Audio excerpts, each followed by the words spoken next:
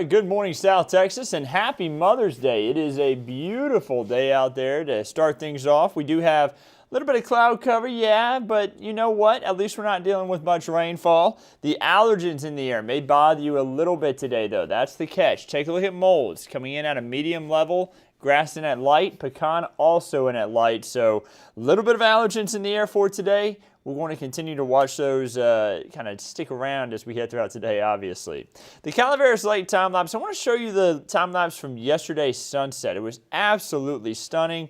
That cloud cover cleared out. We had the sunset, and then we had a little bit of cloud cover build back in overnight. That's pretty much what we have for this afternoon, too. Cloud cover is going to break up. We'll have a gorgeous sunset, and then cloud cover will build back in with better rain chances returning as we head into tomorrow. So even higher rain chances as we head into our Monday. Let's take a quick look at what we have across South Texas as far as the sky conditions are concerned. Northwest San Antonio, 72 degrees, lots of cloud cover there in the medical center. San Antonio Airport shows similar conditions, and we're starting to see breaks in the clouds down towards Calaveras Lake. See a little bit of blue sky here and there. So, as far as the radar is concerned, we do have a few brief showers showing up there now just east of Travis County.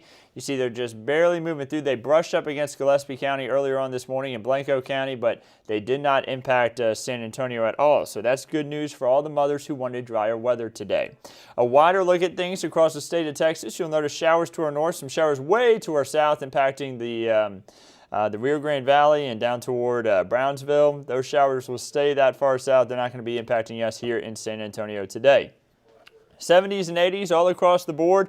Very warm start to the day. Also very humid. Check out these winds out of the southeast, really bringing in a lot of moisture from the Gulf, making it so humid. When we have dew points in the 60s and 70s, I like to say it starts to feel tropical outside. And that is exactly what it feels like when you walk out your door this morning. And it's going to be staying like that this afternoon. So heat index values will actually be a little bit higher. It will feel hotter than what it actually is by a few degrees. And temperatures, they're really going to soar today. So it's going to feel really hot out there. 92 for the high by 5 p.m. It's going to feel more like the mid to upper 90s. Check out Cotulla, Carrizo Springs, and Eagle Pass. Hitting the triple-digit mark today. It is going to be very hot for our neighbors south of Highway 90.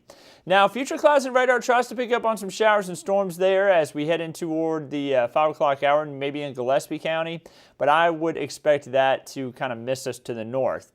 We may see a few brief showers, though, after sunset, so that could happen when we get closer toward the I-35 corridor near New Braunfels and east, closer to Gonzales. Maybe a few brief showers, maybe a few rumbles of thunder, but not expecting anything severe. There is a severe threat today, but it's staying well to our north and impacting people in East Texas, not really in our part of the state. Looking further on into the future, Monday, by the time we get to around 6:30 a.m., seeing a little bit of light shower activity out there. And as we head into the afternoon, more thunderstorms. Take a look at this. By the time we get to about 5 o'clock on Monday, see those storms over the hill country, right over Kerrville. Some of these storms could be strong to severe. Things are really going to ramp up as we head into the latter part of the afternoon. The main risk with these storms is going to be damaging wind and large hail. These are also going to be big-time rain producers, putting down a lot of heavy rainfall wherever they end up moving over. By 9 p.m., still seeing storms, and things will not quiet down until we get to about midnight. And then as we wake up on Tuesday morning, a little bit of light shower activity, and we have another chance for storms as we head throughout the day on Tuesday. So a lot of rain chances in there. We're going to get more beneficial rain as we head throughout this week. We just wish we could get it without the chance for severe weather.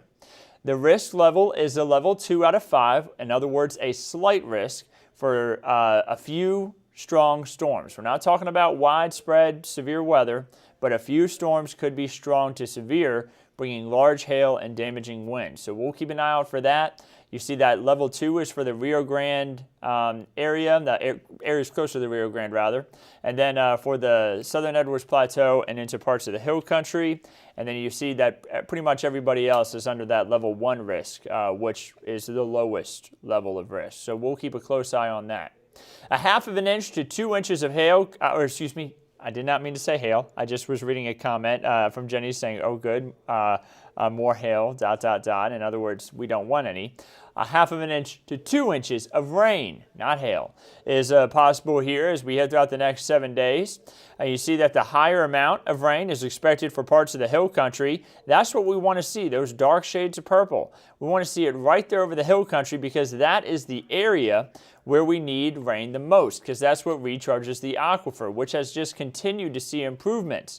The drought that we have down towards Cotulla and Carrizo Springs, I think is just going to continue to be pushed back. We still also have moderate drought for much of the region.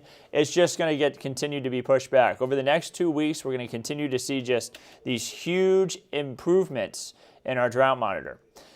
The Edwards aquifer level at 665.6 feet today. The 10-day average at 662.4 feet. We are still doing great with the aquifer since we got that rainfall at the end of April and the early part of May. Stage 2 water restrictions, though, are still in place. Remember, they remain in place for 15 days after we get above that 660 mark, and then the SAWS and city officials will come together and make a decision whether or not to pull us out of water restrictions. So remember, those still remain in place. As far as the average rainfall by month, we finished up April above average. May is doing great. We're going to finish up May above average, I'm willing to bet, as long as we get this heavy rain this next week. And then we're going to have more chances in the 8 to 14-day forecast. I'm going to show that in a second after we get done with the 7-day forecast. We're ahead of average for the year. We're going to remain ahead as we head throughout the rest of May. So great news. So we have the slim chance for rain today. That was really for this morning. The rest of the day should be fine. Scattered thunderstorms as we head into Monday. That's going to be mainly into the latter part of the afternoon. And scattered thunderstorms are going to be possible for Tuesday and then into Wednesday. Temperatures are going to be taking a big tumble from the lower 90s today all the way down to the upper 70s and lower 80s for Thursday and Friday as cooler, drier air starts to slip back into the region. But we're going to warm right back up by Saturday, back into the lower 80s with a 20% chance for rain returning to the forecast there. So going to see a brief period of a cool down and a brief dry up before we get rain chances back in there on Saturday.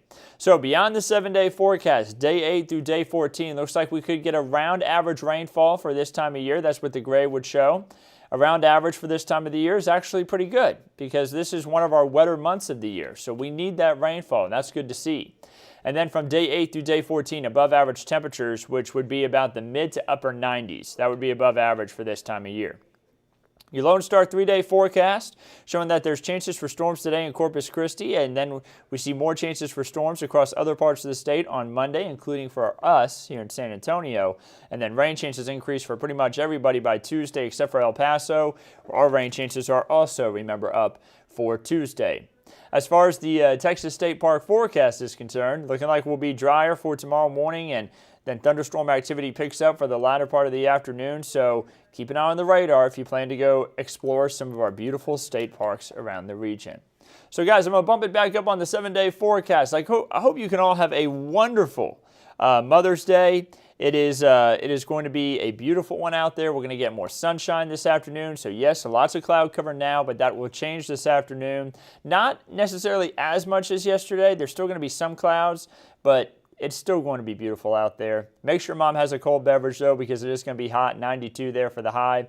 And again, storm activity picks up Monday afternoon, late in the afternoon, and we continue to see thunderstorms for Tuesday and Wednesday, continuing to push back that drought.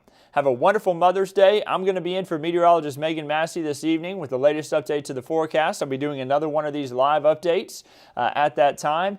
And then we're also going to, of course, continue to keep you updated anywhere in between with the KENS 5 app, KENS5.com, on Facebook, YouTube, Twitter, all those platforms throughout the day whenever we're between newscasts. Have a wonderful Mother's Day, and we'll keep you updated on everything right here at KENS 5.